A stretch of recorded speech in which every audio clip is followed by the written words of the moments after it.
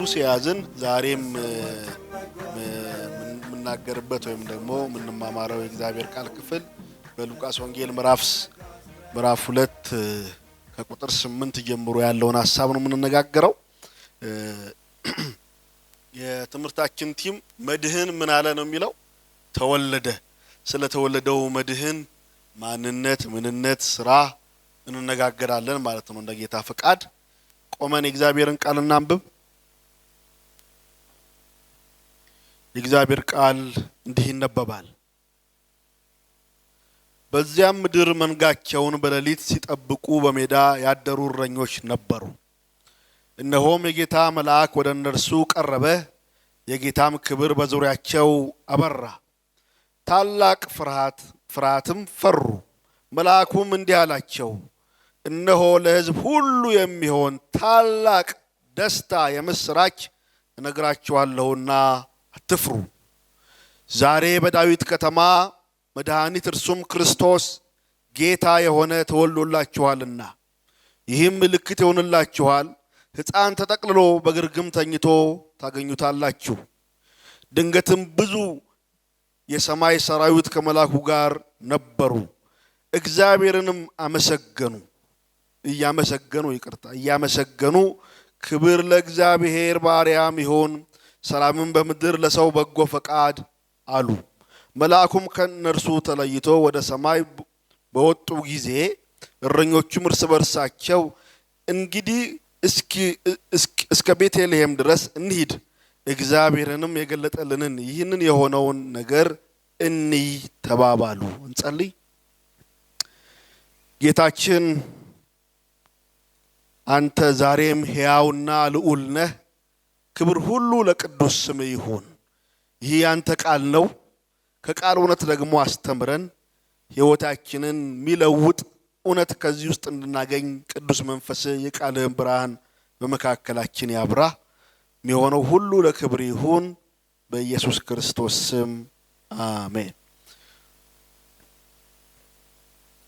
ዛሬ የምንመለከተው ከሉቃስ ወንጌል ነውና ይህንን የሉቃስ ወንጌል ጸሐፊ ሐኪሙ ሉቃስ እጅግ ለተከበረው ቴዎፍሎስ ስለተባለ በዘመኑ ወይ ባለስልጣን ወይም ባለጠጋ ለሚሆን ሰው የጻፈው መልእክት ነው። ቴዎፍሎስ አህዛብ ሰው ነው።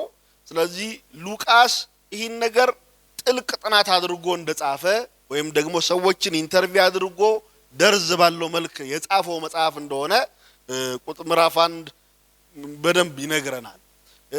ያን ብቻ ሳይሆን በአህዛቡ ዓለም ክርስቶስ ወይም ደግሞ ለአይሁዳውያኑ ብቻ የወገነ ለሚመስላቸው ለአህዛብ ኢየሱስ የሁሉ ወዳጅ ነው የሚለውን ለማሳወቅ ነው ሉቃስ የጻፈው። የሉቃስ ወንጌልን መጽሐፍ ስናነብ ከሌሎች ወንጌላት በተለየ ክርስቶስ ኢየሱስ ጌታችን ከብዙ ሰዎች ጋር ሲገናኝ፣ ከብዙ ሰዎች ጋር ሲያወራ፣ ከቀራጮች ጋር ሲያወራ፣ ከኃጢአተኞች ጋር ሲያወራ ትዝ ይላችሁ እንደሆነ ስለጠፋው ድሪም፣ ስለጠፋው ልጅ፣ ስለጠፋው በግ ምሳሌ ለመናገር 15ኛው ምዕራፍ ስንመለከት ይህስ የኃጢአተኞችን ምን ይላል ተብሎ ነበር ጌታችን ይቀበላል ተብሎ ተከሶ ነበር። በማህበረሰቡ ዘንድ ቅቡልነት የሌላቸውን የሚቀበል ነው የሚለውን ሐሳብ ኢየሱስ ኃጢአተኛን የሚገፋና የሚያሸማቅቅ ሳይሆን ወይም ደግሞ ዝቅተኛውን የማህበረሰብ ክፍል የማይመለከት ወይም ደግሞ ትኩረት የማይሰጥ ሳይሆን ኢየሱስ የሰው ሁሉ ወዳጅ የሚልን መልእክት ነው መጽሐፉን ጭምቅ ስናደርገው ምናገኘው። ይህ ደግሞ የጌታችንን የመድኃኒታችንን ኢየሱስ ክርስቶስን ስጋ መሆን ወይም ደግሞ በግዕዝ ቋንቋ ተስጉትነት ወይም ደግሞ ኢንካርኔሽን የምንለውን የልደቱን በደንብ ከሚነግሩን መጽሐፎች መካከል አንዱ ሉቃስ፣ ሁለተኛው ደግሞ ማቴዎስ ነውና ባለፈው ሳምንት ያልነበራችሁ ወገኖች ፓስተር ጸግሽ ከማቴዎስ ወንጌል ምዕራፍ 1 ከቁጥር 18 እስከ 25 ባለው ውስጥ ስለ ጌታችን አማኑኤል የሚለውን ሐሳብ አምላክ ሰው ሆነ የሚለውን ሐሳብ በደንብ ቆንጆ በሆነ መንገድ ጌታ ሲናገረን ነበር። ዛሬም ያንኑ ሐሳብ ነው ምንደግመው። ቁጥር 8 እንደዚህ ይላል፣ በዛ ምድር መንጋቸውን በሌሊት ሲጠብቁ በሜዳ ያደሩ እረኞች ነበሩ ብሎ ነው የሚነግረን። ይህ የመልአኩ ብስራት ወይም ደግሞ የጌታችን የኢየሱስ ክርስቶስን መወለድ መልአኩ ለነማን ነው መጀመሪያ ያበሰረው ሚለውን ሲነግረን በዚያ ምድር በቤተልሔም አካባቢ መንጋቸውን በሌሊት ይጠብቁ ለነበሩ እረኞች ነው መልአኩ ሄዶ የተናገረው ይለናል። እረኞቹ የወትሮ ስራቸውን እየሰሩ ነው። በሌሊት ነው እየጠበቁ ያሉት። ለእረኞች ነው ሄዶ የተናገረው። ለምንድነው ለእረኞች የተናገረው ሚለውን ስንመለከት ቅድም እንደተናገርኩት ኢየሱስ ወይም ደግሞ በዚህ መጽሐፍ ውስጥ ክርስቶስን የሚያስተዋውቀን የሰው ሁሉ ምንድነው የሚል ነው? ወዳጅ የሚል ነው። ስለዚህ እረኞች በጥንቱ ማህበረሰብ ዘንድ ዝቅተኛ ተደርገው የሚታዩ የማህበረሰብ ክፍሎች ናቸው። ሕይወታቸው ኑሯቸው በድህነት በጉስቁልና የተሞላ ነው። ቀጥሎም ደግሞ ከማህበረሰቡ ተለይተው በጫካ በምድረ በዳና በሜዳ የሚኖሩ ብሎም አሁን እዚህ እንደምናገኘው ደግሞ ክፍል በሌሊት በዛ የሚያድሩ ናቸው ብሎ ይናገራል። መልአኩ ሄዶ ይህ መድን ተወልዷል ብሎ የተናገረው ለባለጠጎች አይደለም፣ ለነገስታት አይደለም፣ ለእረኞች፣ ለምስኪኖች፣ ድሆች ተደርገው ለሚታዩ እረኛ በጥንቱ ዓለም ይሄ መልእክት በሚጻፍበት ዘመን እንደ ምስክር አንድ ነገር ቢያይ እንኳን ሙሉ ምስክር ተደርጎ ወይም ደግሞ እንደ ሙሉ ሰው የማይታይ ነው። በእኛም ሀገር እንደዛ ይመስለኛል። የከተማ ልጅ ስለሆንኩኝ ደፍሬ መናገር አልችልም። እረኞች ዝቅተኛ ስፍራ ያላቸው መዋያቸውና ማደሪያቸው ሜዳና ጫካ ለሆነ ለከተማው ሩቅ ለሆኑ ለመንግስት ቤት ወይም ለቤተ መንግስት ሩቅ ለሆኑ ለቤተ ክህነት ሩቅ ለሆኑ ለነርሱ ለእረኞች ነበሩ ብሎ ይነግረናል። ለነሱ ምን ሆነ? መልአክ ተገለጠ ይላል። እነሆም የጌታ መልአክ ወደ እነርሱ ቀረበ፣ የጌታም ክብር በዙሪያቸው አበራ፣ ታላቅ ፍርሃትም ፈሩ ብሎ ይናገራል። በሌሊት መንጋቸውን ይጠብቁ ለነበሩ እረኞች፣ በሜዳ ለነበሩ እረኞች የጌታ መልአክ ወደ እነርሱ ቀረበ ይላል። የጌታ የአምላክ መልአክ ቅዱስ መልአክ ለነዚህ ለእረኞች ቀረበ። እንደምታውቁት በዚህ በሉቃስ ወንጌል ውስጥ ምዕራፍ 1 ላይ ብንመለከት መልአኩ ገብርኤል ወደ ዘካርያስ ሄዷል። ቀጥሎ ወደ ቅድስት ድንግል ማርያም ሄዷል። አሁን ደግሞ በሶስተኛ ጊዜ ለነማን የተገለጠ ይለናል? ለእረኞቹ። ይሄ ማለት ምን ነው? መልአክ ከጌታ ዘንድ የሚላኩ መሆናቸውን ያሳያል። መልአክ ይልካለው የሚል ሰው ካለ ጌታ ስርዓት ያስይዘው።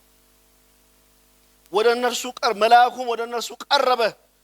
የሚናገረውን ተመለከቱ። የጌታም ክብር በዙሪያቸው አበራ። በጣም የሚገርም ቋንቋ ነው የሚናገረው። መልአኩ ተገልጦ ሲገለጥ የእግዚአብሔር ክብር የጌታ የእግዚአብሔር ክብር በዙሪያቸው አበራ። ይሄ የእግዚአብሔር ክብር የሚለው ምንድነው? ምን ስንመለከት የእግዚአብሔር ዝና መለኮታዊ ግርማው ሞገሱ ተገለጠላቸው። ለነማ? ለእረኞች። እግዚአብሔር እንዴት ያለ የተጣለውን የሚመለከት መሆኑን ያሳያል። ለባለጠጎች አይደለም የበራው፣ ለጻድቃን ለሚባሉ አይደለም የበራው፣ በቤተ ክህነት ላሉ ሰዎች አይደለም የጌታ ክብር የታየው፣ በሜዳ እረኞች ለሆኑ። ይሄ ክብር የሚለውን ቃል ስንመለከት የእግዚአብሔርን የጌታችንን ክብር መለኮታዊ የሆነ ግርማውን ይሄ ዶክሳ ይሏል። የግሪክ ችያ አይደለም ግን የግሪኩ ቃል ዶክሳ የሚለው ሐሳብ ዝና፣ ክብሩን፣ ግርማውን፣ ይሄ ሞገሱን የሚያሳይ ቃል። ይሄኛውን ቃል የዚህ ቃል በብሉይ ኪዳን አቻ ፍቺው ካቦድ ይሏል። ካቦድ ማለት የእግዚአብሔር ክብር ወይም ደግሞ ክብደት። ይሄ ምንድነው? ከበደ አይደለኛ የምንለው። እግዚአብሔር በሜዳ በሌሊት እረኛቸውን ለሚጠብቁ ለነዛ በዛ ክብደቱ፣ በዛ ግርማው፣ በዛ ሞገሱ ተገለጠላቸው። ክብር ለጌታ ይሁን። እንዴት እሱ ታወቀ? በመካከላቸው ብርሃን በራ። ዙሪያቸውን እውነተኛ ብርሃን የሆነው ብርሃን በራ። ለምን? እውነተኛው ብርሃን የሆነው የእግዚአብሔር ልጅ ክርስቶስ ኢየሱስ ወደዚህ ምድር መምጣቱን ሊያበስር በመካከላቸው የእግዚአብሔር ክብር ተገለጠ የእግዚአብሔር ብርሃን በመካከላቸው አበራ ብሎ ይነግረናል። ክብር ሁሉ ለጌታ ይሁን። መጽሐፍ ቅዱሳችንን ስናጠና የእግዚአብሔር ክብር ትዝ ይላችሁ ከሆነ በዘጸአት መጽሐፍ ምዕራፍ 40 ከቁጥር 34 እስከ 35 በመገናኛው ድንኳን ሚል ነበር፣ ያድር ነበር፣ ይገለጥ ነበር፣ ይበራ ነበር። በአንደኛ ነገሥት ምዕራፍ 8 ከቁጥር 10 እስከ 11 ስንመለከት ሰሎሞን ቤተ መቅደሱን በሰራ ጊዜ ካህናቱ ገብተው ማገልገል እስኪያቀታቸው ድረስ የእግዚአብሔር ክብር መቅደሱን ምን ብሎት ነበር? ሞልቶት ነበር። አሁን ደግሞ በቤትልሔም በሜዳ በሌሊት በጋቸውን መንጎቻቸውን ለሚጠብቁ እረኞች ያኔ በመቅደሱ ያኔ በመገናኛው ድንኳን የተገለጠው የበራው የእግዚአብሔር ክብር ለምስኪኖቹ በራ። ክብር ሁሉ ለጌታ ይሁን። እነሱስ ታላቅ ፍርሃትን ፈሩ። እኔ አሁን ሲጸለዩም ምፈራው ብዙም ማልጸለየው ነገር ቢኖር ክብርን አሳየኝ የሚለው ይሄ ነገር ከገባኝ በኋላ ማለት እግዚአብሔርን ክብር አይቶ ሰው በደና አይኖር። እግዚአብሔርን በማንነቱ አይቶት ለዚህ ነው መጽሐፍ ቅዱሳችን ሲናገር ታላቅ ፍርሃትን ፈሩ ወይም ደግሞ እስከ ሞት ሊያደርስ የሚያስችል ፍርሃት። ምክንያቱም ቅዱሱ እግዚአብሔር ገናናው እግዚአብሔር በግርማው በሞገሱ በኃይሉ ሲመጣ ማን ይቆማል?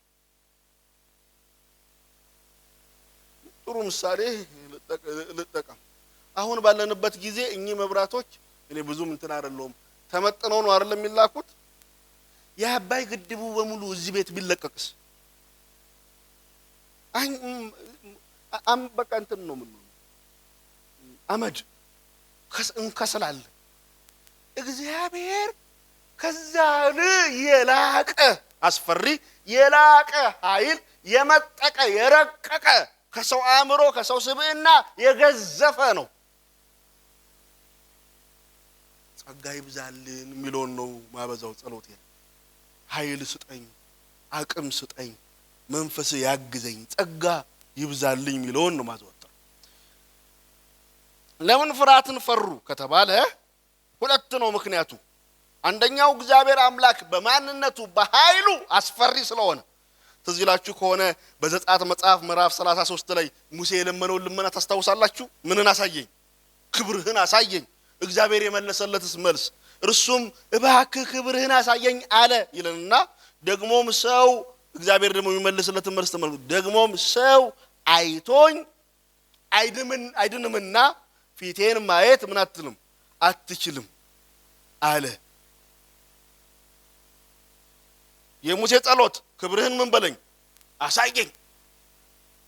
የእግዚአብሔር መልስ ሰው እኔን አይቶ ደህና ሆኖ መኖር አይችልም፣ ኖርማል ሆኖ መቀጠል አይችልም ብሎ ነው የነገረው።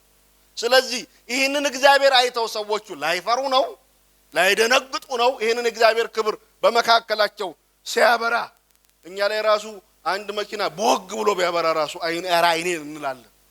ፈሩ። ከዚህ አንፃር ከእግዚአብሔር ግርማ አንፃር ከእግዚአብሔር ግሎሪ አንፃር ፈሩ። ሁለተኛውስ ከእግዚአብሔር ቅድስና አንፃር ምናመልከው አምላክ እርሱ ቅዱስ አምላክ ነው። ይህን ቅድስና የሰው ስብዕናና ማንነት አይቶ መቆም መቋቋም ከቶ አይቻለውም። ለዚህ ጥሩ ማሳያችን ደግሞ ነብዩ ኢሳይያስ ንጉሥ ዖዝያን በሞተበት ዓመት እግዚአብሔርን በረጅም ከፍ ባለ ዙፋኑ ላይ ተቀምጦ አየሁት፣ የልብሱም ዘርፍ መቅደሱም ሞልቶት ነበር ካለ በኋላ ሱራፌልም ከእርሱ በላይ ቆሞ ነበር። ለእያንዳንዱም ስድስት ክንፍ ነበረው። በሁለት ክንፎች ፊታቸውን ይሸፍኑ ነበር፣ ሁለቱም ክንፎች እግሮቻቸውን ይሸፍኑ ነበር። ከዛ በሁለት ክንፎች ይበሩ ነበር ካለ በኋላ የሚዘምሩትን ለእግዚአብሔር የሚናገሩትን ቃል ሲናገር ቁጥር 3 ላይ እንዲህ ይላል፣ አንዱም ለአንዱ ቅዱስ ቅዱስ ቅዱስ የሰራዊት ጌታ እግዚአብሔር ከንፈሮቼ የረከሱብኝ ሰው በመሆኔ ከንፈራቸውን በረከሱባቸው ሕዝብ መካከል መቀመጤ አይኖቼ የሰራዊት ጌታ ንጉሱን እግዚአብሔርን ስላዩ ጠፍቻለሁ ወየሁልኝ አልኩ ይላል። የእግዚአብሔር ቅድስና ሲገለጥ የሰው ርክሰት የሰው አዳፋነቱም ይገለጣል ማለት። ስለዚህ እረኞቹ ምን አሉ? ፈሩ። ምን አይነት ፍርሃትን ፈሩ? ታላቅ ፍርሃትን ፈሩ። ቅዱሱ የእግዚአብሔር ክብር በመካከላቸው ተገልጦ ምን ስላለ? ስለበራ። መልአኩ ቁጥር 10 እንዲላቸዋል። መልአኩም እንዲህ አላቸው፣ እነሆ ለሕዝብ ሁሉ የሚሆን ታላቅ ደስታ የምስራች እነግራችኋለሁና አትፍሩ። ተመልከቱ፣ የሚናገረው ምስራች ለሕዝብ ሁሉ የሚሆን። ቅድም ምን ብያለሁ? ኢየሱስ የሰው ሁሉ ምን ወዳጅ፣ ለሕዝብ ሁሉ የሚሆን የጌታችን የመድኃኒታችን የኢየሱስ ክርስቶስ ሥጋ ሆኖ ወደዚህ ምድር መምጣቱ፣ ኢየሱስ ክርስቶስ በአጭር ቁመትና በጠባብ ደረት መወሰኑ ለሰው ሁሉ፣ ለነጭ፣ ለጥቁሩ፣ ለባለጠጋው፣ ለደሃው፣ ለወንድ፣ ለሴቱ የሚሆን የምስራች ነው። የምስራች ኢየሱስ ተወልዷል። የምስራች ኢየሱስ ተወልዶልናል።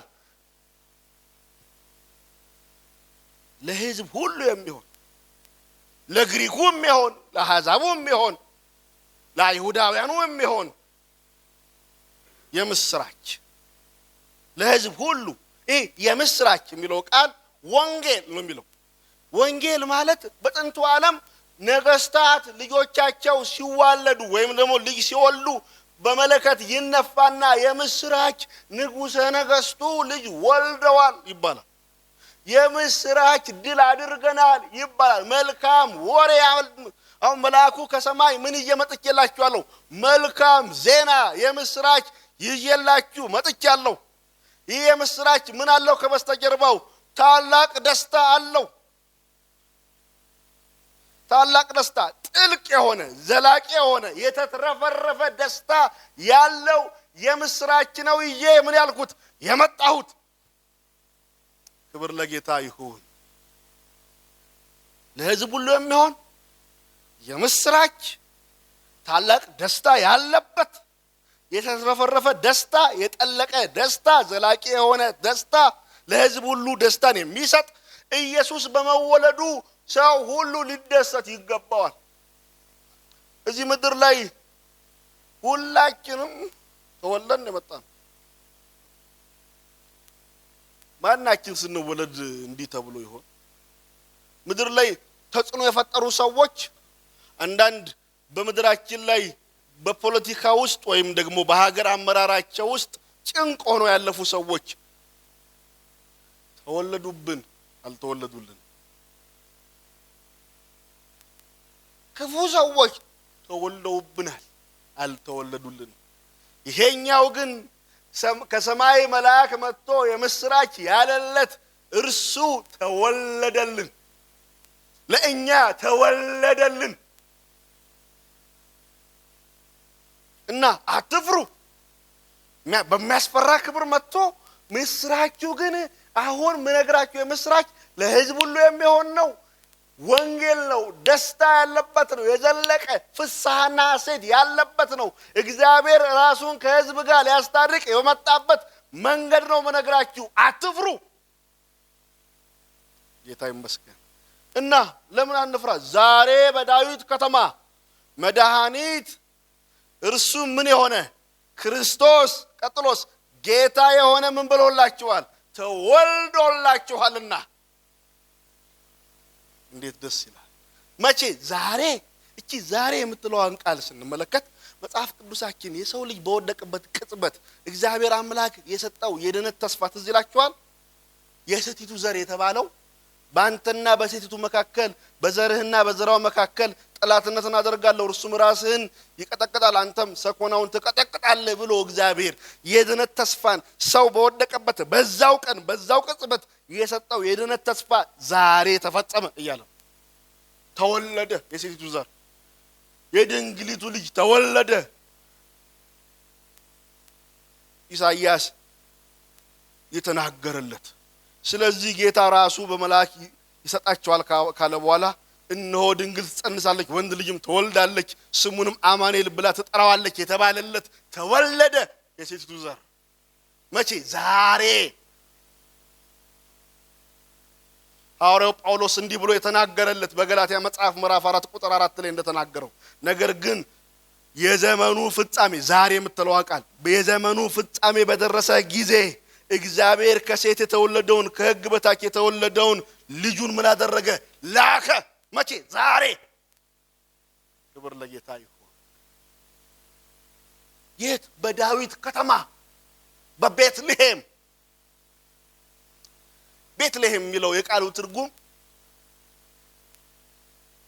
የዳቦ ቤት የእንጀራ ቤት ሚል ያኔ በቤትልሔም የተወለደው የሕይወት እንጀራ የሆነው ክርስቶስ ኢየሱስም እንዲያላቸው የሕይወት እንጀራ እኔ ነኝ ወደኔ የሚመጣ ከቶ ምን አይልም አይራብም በእኔ የሚያምኑ ሁሉ ጊዜ ከቶ አይጠማም ያለለት በዳቦ ቤት በተባለችው ቤትልሔም የሕይወት እንጀራ ተወለደ የት በዳዊት ከተማ መሲሁ ተወለደ የዳዊትን ዙፋንና መንግስት የሚያስቀጥለው መሲህ ከመረጡት ጋር ቃል ኪዳኔን አደርጋለሁ ለባሬ ለዳዊት ማልኩ ዘርህም ለዘላለም አዘጋጃለሁ ዙፋንም ለልጅ ልጅ መሰረታለሁ ብሎ እግዚአብሔር የገባለትን ኪዳን በመዝሙረ ዳዊት ምዕራፍ 89 ከቁጥር 3 እስከ 4 የገባውን ኪዳን እግዚአብሔር ምን አደረገ ፈጸመ እና ኢየሱስ ይሄ በዛሬ በዳዊት ከተማ የተወለደው እርሱ የዳዊት ስርና መሰረት ዘሩ ንጉሱ ነው ይላል ያን ብቻ አይደለም ነቢያት ተናግረዋል ክርስቶስ ኢየሱስ የት እንደሚወለድ ቤትልሔም አንቺ ቤትልሔም ኤፍራታ ሆይ አንቺ በይሁዳ አላፋት መካከል ተወኝ ዘንድ ታናሽ ነሽ ካንቺ ግን ተመልከቱ አወጣጡ ከየት የሆነ ከቀድሞ ጀምሮ ከዘላለም የሆነ በእስራኤል ላይ ገዢ የሚሆን ይወጣልኛል የተባለው ትንቢት ይሄው ተፈጸመ ለዛ ደግሞ ማስረጃ ማቴዎስ በጻፈልን መጽሐፍ ውስጥ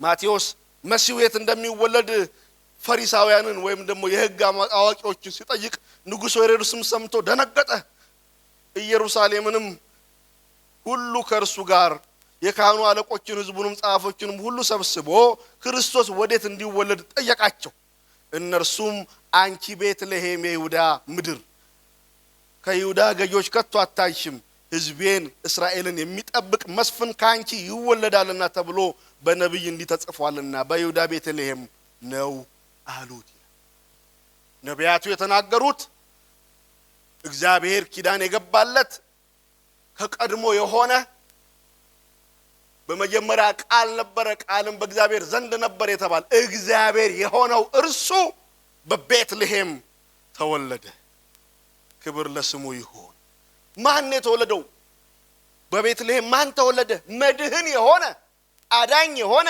መድኃኒት የሆነ አዲሱ መደበኛ ትርጉም ምን ተወልዷልና መድህን ይሄኛው ደግሞ ምን መድኃኒት ምንድነው መድህን መድኃኒት ኢየሱስ ክርስቶስ የኃጢአት መድኃኒት ኢየሱስ ክርስቶስ መድህን ከኃጢአት ከጨለማ ከሞት ፍርሃት ሚያድን ታዳጊ አዳኝ መስፍን ተወለደ የመጀመሪያ ይሄን መድህን የሚለውን ቃል ብቻ ለሁለት ራሱ ብንሰነጥቀው ለሁለት ብንከፍለው የኛን ኩነኔ ሊያስወግድ የመጣ መካከለኛ ተወለደ ሮሜ መጽሐፍ ምዕራፍ 8 ቁጥር 1 እንደሚነግረን እንግዲህ በክርስቶስ ኢየሱስ ላሉት አሁን ምን የለባቸውም ኩነኔ የለባቸው ኩነኔ ማለት በኃጢአት ምክንያት የሚመጣ ምን ፍርድ የለባቸው እኛ በእርሱ ሆነን የእግዚአብሔር ጽድቅ እንሆን ዘንድ ኃጢአት ያላወቀውን እርሱን ስለኛ ምን አደረገው ኃጢአት አደረገው ኢየሱስ ስለ እኛ ኃጢአት ሆኖ ከአብ አስታረቀ ምንድነው የሚነግረን ካልን መድህንም ይሄ ኢየሱስ ከምን አዳነን ከእግዚአብሔር ቁጣ ከእግዚአብሔር የጽድቅ ፍርድ አዳነን ብዙ ጊዜ እግዚአብሔር ከሞት አዳነን እግዚአብሔር ከእንትን አዳነን ነው።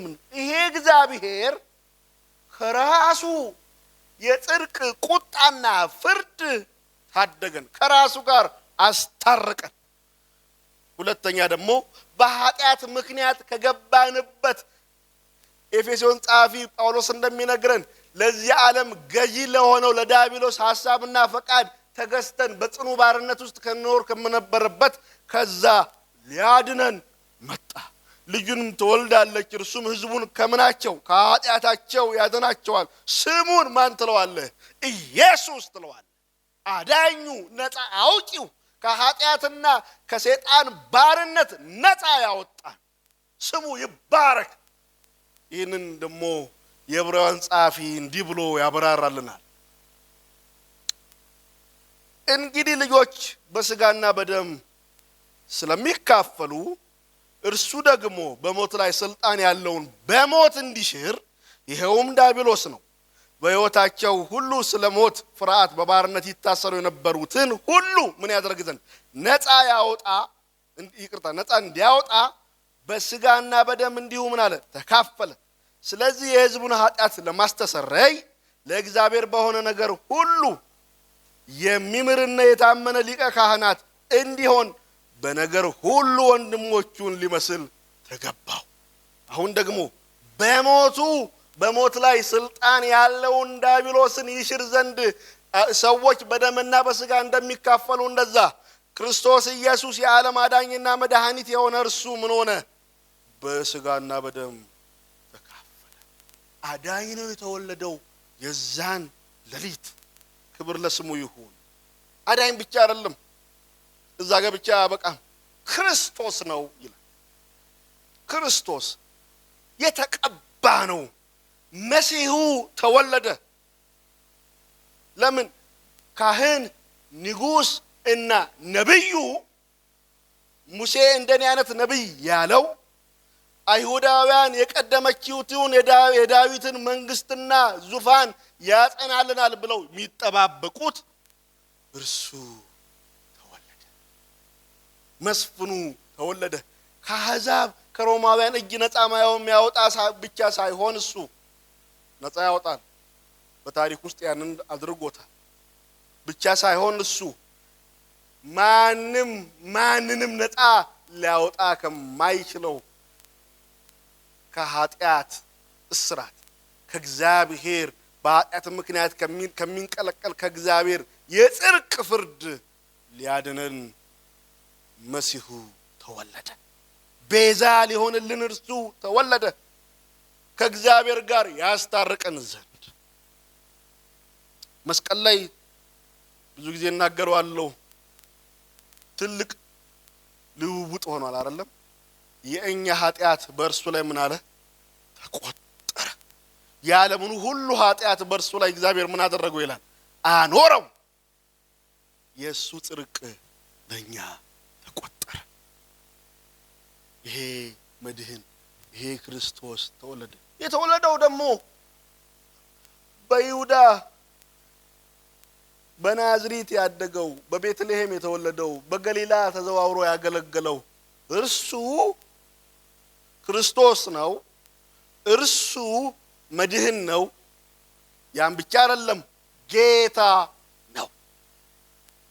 ይሄ ጌታ የሚለው ቃል በመጽሐፍ ቅዱሳችንም ሆነ ቃሉ ብቻ ለሶስት ነገሮች ጥቅም ላይ ይውላል። የመጀመሪያ አክብሮትን ለማሳየት ሰር፣ ጌታ፣ ያለቃዬ ለማለት። ሁለተኛ ለምሳሌ የዚህ ጌታ ማን? እኔ ነኝ አይደለም? የቃን የንብረትን ባለቤትነትን ያሳያል። የዚህ ዩኒቨርስ ባለቤት ማን ነው? የዚህ ዩኒቨርስ ጌታ ማን ነው ስንል እግዚአብሔር እንደምንለው እሱን ያሳያል። የተከበረ መሆኑን፣ የዓለም ሁሉ የፍጥረታት ሁሉ ጌታና ባለቤት መሆኑን ያሳያል። ያን ብቻ አይደለም፣ መለኮትነቱን፣ የበላይነቱን፣ ምጥቁነቱን፣ ረቂቅነቱን፣ አምላክነቱን ያሳየናል። ለዚህ ነው አምላክ ምን ሆነ? ሰው ሆነ። ጌታ ተወለደ። የዓለማት ፈጣሪ ተወለደ። መስኪ እንደዘመረችው እረ ከአብርሃም በፊት የነበረው ሰው ሆነ።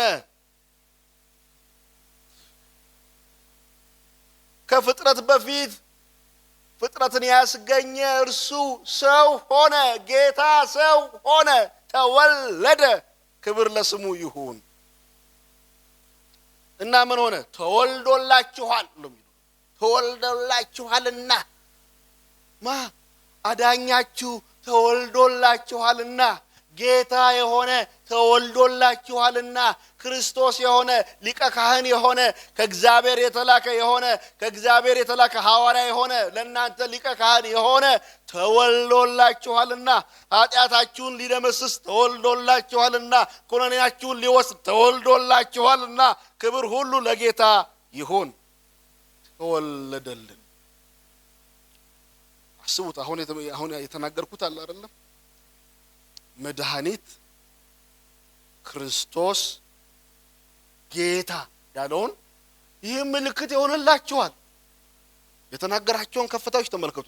ንጉሥ የሆነ ነብይ የሆነ ካህን የሆነ የምድር ገዢ የሆነ አምላክ የሆነ ረቂቅ የሆነ ከሰው አእምሮ በላይ የሆነ እርሱ ደግሞ ኃጢአትን ሊያስወግድ የሚችል የእግዚአብሔር በግ የሆነ እርሱ ተወልዶላችኋል ካለ በኋላ የተወለደው እንዴት ነው? ምን አይነት ነው አሁን ያለው ሁኔታው ስንል ሕፃን ይላል ምልክቱ። ቀጥሎስ ቀጥሎ በግርግም ተኝቶ ታገኙታላችሁ። የነገርየውን ከፍታ እንዴት አሳይቶን ደግሞ ወረታች ጌታችን ታውቃላችሁ አይደለም? ጌታችን ሕማሙ የጀመረው በተለምዶ የሕማማት ሰሞን በምንለው ሳይሆን ሰው የሆነ ቀን አምላክ ምን ሆነ? ሰው ሆነ። ሕፃን ክርስቶስ ጌታ የሆነ መድህኑ የሆነ የተባለው እሱ ሕፃን ሰው ሆነ። ተሰግዎ ሆነ። አምላክነቱ ላይ ሰውነትን ጨመረ። ቃል ምን ሆነ? ስጋ ሆነ። ስጋ ማለት በቃ እንደኛ ፍጹም ሰው ሆነ። ሚደክም ሚራብ የሚያለቅስ ሕፃን ሆነ። ተጸነሰ፣ ተወለደ፣ አደገ። አምላክ አደገ እያልኳችሁ እኮ በሰዎች አማኑኤል በሰዎች መካከል ዶኮነ። ማደሪያውን በሰዎች መካከል አደረገ፣ ተመላለሰ።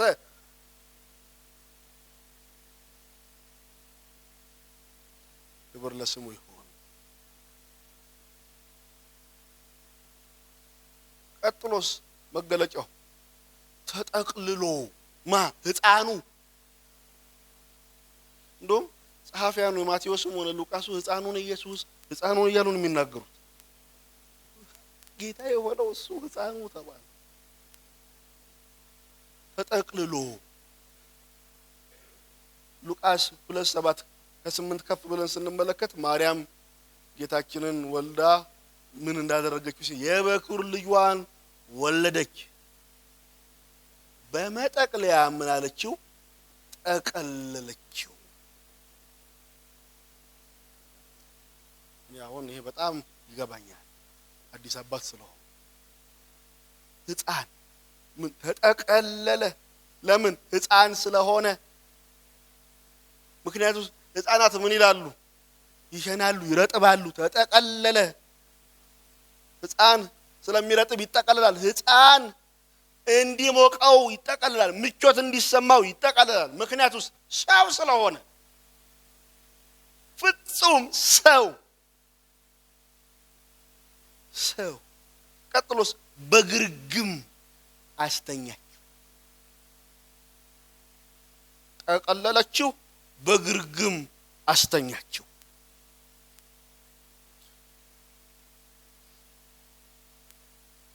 ጌታችን እንዲህ ባለ መድህን የሆነው ክርስቶስ ጌታ ሕፃን ሆኖ ተጠቅልሎ በዚያም ሳሉ የሞሎጃ ወራት በደረሰ ጊዜ የበኩር ልጇን ወለደች። በመጠቅለያም ጠቀለለችው። በእንግዶችም ማደሪያ ስፍራ ስላልነበራቸው እቺ ምድር ጌታችን ሲመጣ የመጀመሪያው ምጽአቱ ላይ ስፍራ ነበራት። በግርግም አስተኛቸው። ማንን? መድህን የሆነውን ማንን? ክርስቶስን። ማንን? ጌታ። ይህንን ቅድም ወንድማችን በላይ ሲያነብልን የነበረውን ክፍል ደግሜ ያነበዋለሁ። ፊልጵስዩስ መጽሐፍ ምዕራፍ 2 ቁጥር 6 ጀምሮ እርሱም በእግዚአብሔር መልክ ሲኖር ሳለ ከእግዚአብሔር ጋር መተካከልን መቀማት እንደሚገባ ነገር አልቆጠረም። ነገር ግን የባሪያን መልክ ይዞ በሰው ምሳሌ ሆኖ ራሱን ምን አደረገ? ባዶ አደረገ። በምስሉም እንደ ሰው ተገኝቶ ራሱን አዋረደ። ለሞትም ይኸው የመስቀል ሞት እንኳን የታዘዘ ሆነ። ጌታችን በልደቱ ትህትናውን አሳየ። ሕፃን ሆኖ መጣ። ተጠቅልሎ በግርግም ተኛ። ጌታ የሆነው መድህን የሆነው ክርስቶስ የሆነው እርሱ። ክብር ለጌታ ይሁን። ኢየሱስ ክርስቶስ ፍጹም ሰው ነው። ከሰውነት አንዳች አልጎደለበትም። ፍጹም ሰው። ቁጥር 13 ይህንን የምስራች ይህንን ታላቅ ደስታ ያበሰረ መልአኩ ድንገትም ብዙ የሰማይ ሰራዊት ከመልአኩ ጋር ነበሩ፣ እግዚአብሔርንም አመሰገኑ። የተወለደው አዳኝ ክርስቶስ ጌታ የሆነው ለሰው ልጆች ነው የተወለደው። ግን ቅዱሳን መላእክት በተወለደው አዳኝ በእግዚአብሔር የድነት እቅድ በመደነቃቸው ብዙ ቁጥራቸው አላፍ ጊዜ አላፍ ድንገት ከመልአኩ ጋር በመሆን ዘመሩ፣ አመሰገኑ። እግዚአብሔር እንዴት ታላቅ ነው፣ ማዳኑ እንዴት ድንቅ ነው አሉ። መድህን ወለደ፣ መድህን ተወለደ፣ መድህን ተገኘ፣ ክርስቶስ ተወለደ። የኛ መዳን አይገርምም? መላእክትን አስደነቀ። ሃሌሉያ አስባላቸው። የሰማይ ሰራዊት ከመልአኩ ጋር ነበሩ። መልአኩ ያበስራል፣ ከሱ ጋር ቆመው ነበር። ግን እግዚአብሔርን ምን አደረጉ ይላል? አመሰገኑ። እንዲህ ያሉ ክብር ለእግዚአብሔር ባሪያም ይሁን፣ እግዚአብሔር በሰማይ የተባረከ ይሁን፣ እግዚአብሔር በማደሪያው ከፍ ያለ ይሁን። ሃሌሉያ እግዚአብሔር ይመስገን። አዳኝ ስለተወለደልን፣ ታዳጊ ስለመጣልን፣ የእግዚአብሔርን ቁጣ የሚደመስስ አዳኝ ስለተገለጠልን ስሙ ይባረክ። ባሪያም ይሁን ሰላምን በምድር ላይ ክርስቶስ ኢየሱስ ወደዚህ ምድር የመጣው ሰላምን በምድር ላይ ሊያደርግ ሰውን ከሰው ሊያስታርቅ። መስቀል ሁለት መንገድ አይደል ያለው? ሰውን ከእግዚአብሔር አስታረቀ፣ ሰውን ከሰው አስታረቀ። ጥልን በመስቀሉ ገደለ እና ሰላምን የሚያወርደው እሱ መጣ። ክብር ለጌታ ይሁን። ለሰዎች በጎ ፈቃድ ይሁን አሉ። ይህንን ዘመሩ። ክብር ለጌታ ይሁን።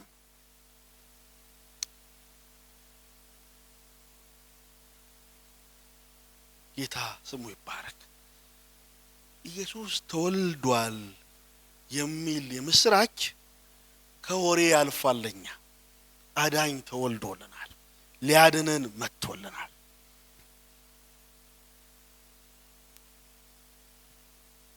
ከዚህ መልእክት ምንወስደው ቴካዌ ምንወስደው ትምህርት ከህይወታችን ጋር መናከርመው እኛ የኢየሱስ መወለድ ገብቶናል፣ አዳኝነቱ በርቶልን አምነናል፣ ድነናል። መላእክቱ ለሰው በሆነው ነገር ተደንቀው ታላቅ የምስራች ብለው እንደተናገሩ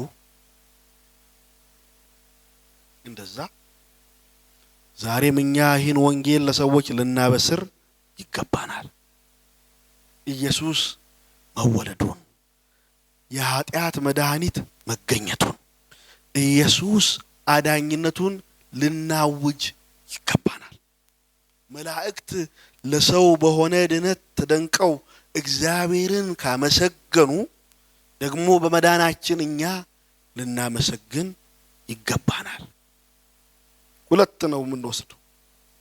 የመጀመሪያው ይህንን የአዳኙን ዜና የምስራች መላእክቱ ካወጁት የምስራች ብለው ከተናገሩ አዳኙን ኢየሱስን ካወጁ በዚህ የምስራች በወንጌል እውነት ክርስቶስ ኢየሱስ ሰው ሆኖ መጥቶ በቀራንዮ መስቀል ላይ ባፈሰሰው ደም ኃጢአታችን የታጠበ በመንፈስ ቅዱስ ዳግም ልደት ያገኘን እኛ ይህንን ልናበስር ይገባናል። ይህን እውነት ለሰዎች ጆሮ ልናሰማ፣ ኢየሱስ ይወድሃል፣ ኢየሱስ ሞቶልሃል፣ ኢየሱስ ላንተ ሲል ክብሩን ትቶ መጥቷል ብለን የኢየሱስን አዳኝነት ልናበስር፣ ልናወራው፣ የምስራች ብለን ልናወራው፣ ልንኖረውም ጭምር ይገባናል። ቀጥሎ ጌታን ልንባርክ